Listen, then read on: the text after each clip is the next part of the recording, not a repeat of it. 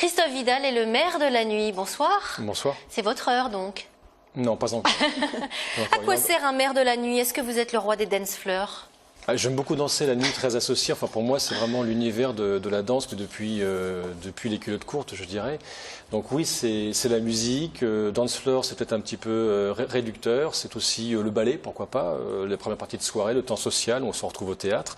Mais oui, c'est associé en effet à la danse avant toute chose. Mais à quoi sert le maire de la nuit finalement? Déjà, comment il a été élu, c'est de rappeler un petit peu l'origine de ce maire de la nuit. Par les réseaux sociaux.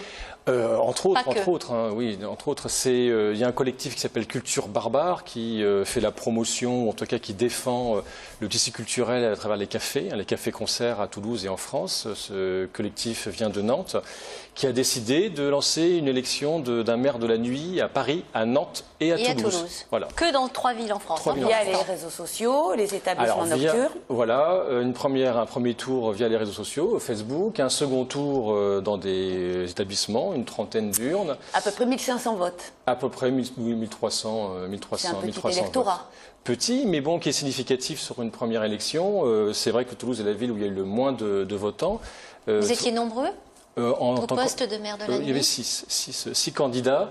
3 finalistes, 2 qui ont fusionné leur liste, et puis donc je me suis retrouvé en face de 2 étudiants. Et si on allait droit au but, alors expliquez-nous. Que j'ai battu. Qu'est-ce que vous allez faire? Donc c'est quoi un maire de la nuit? Un maire de la nuit, à la base, le collectif qui a porté cette élection souhaitait qu'il porte la parole des fêtards toulousains ou des fêtards nantais ou parisiens.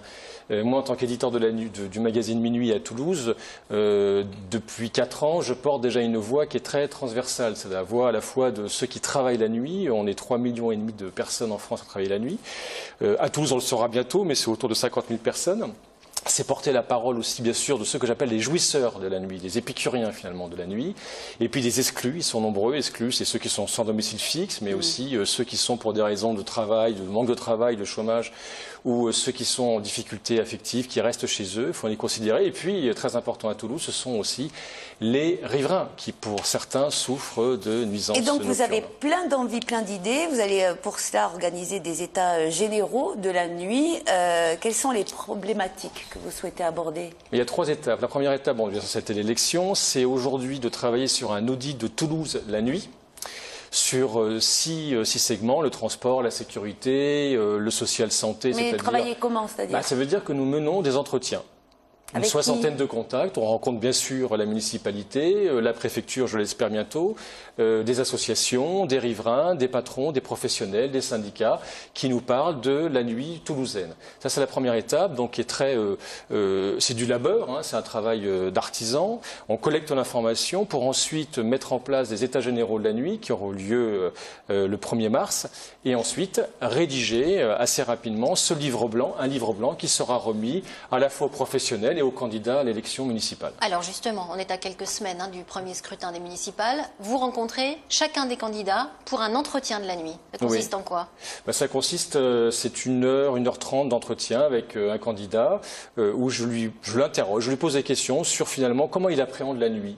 Qu'est-ce que la nuit pour lui, mais sur les fameux volets, transport, sécurité, entre autres, urbanisme de nuit, avoir une réflexion globale sur qu'est-ce que la ville de Toulouse la nuit, sur le travail de nuit aussi, la prise en considération du droit à la ville de jour comme de nuit. C'est important parce que la nuit, notamment les transports ou la sécurité, il peut y avoir des questions à se poser sur qu'est-ce qu'on offre aux citoyens à partir de 20 heures. Après, la nuit est longue. Il y a ceux qui se couchent à minuit, ceux qui se couchent un peu plus tard, voire plutôt même le matin. Donc comment ils appréhendent cette notion de la nuit? Voilà. Est-ce qu'ils ont vraiment, vous avez le sentiment qu'ils sont à l'écoute et qu'ils ont bien conscience de certaines problématiques? Les candidats? Je pense que pour certains, ce n'est pas une découverte, mais ils ont pour certains un peu oublié en effet ce qu'était le chant nocturne.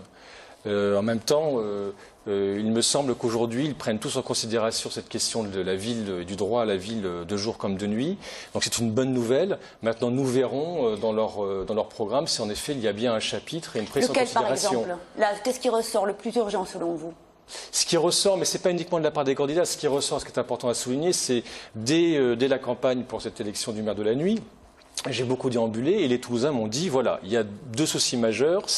Le souci majeur, c'est le transport la nuit. même s'il y a eu véritablement des efforts de fait avec le Noctambus qui existe, avec les horaires des métros qui ont été un peu étalés, bon, transport. Mais pas que pour les étudiants d'ailleurs, hein. Ça concerne beaucoup d'entre nous. Mais c'est proche des facs. Enfin, mais il y a une ligne Noctambus, mais qui n'est pas suffisante, mais qui répond en partie, c'est déjà bien.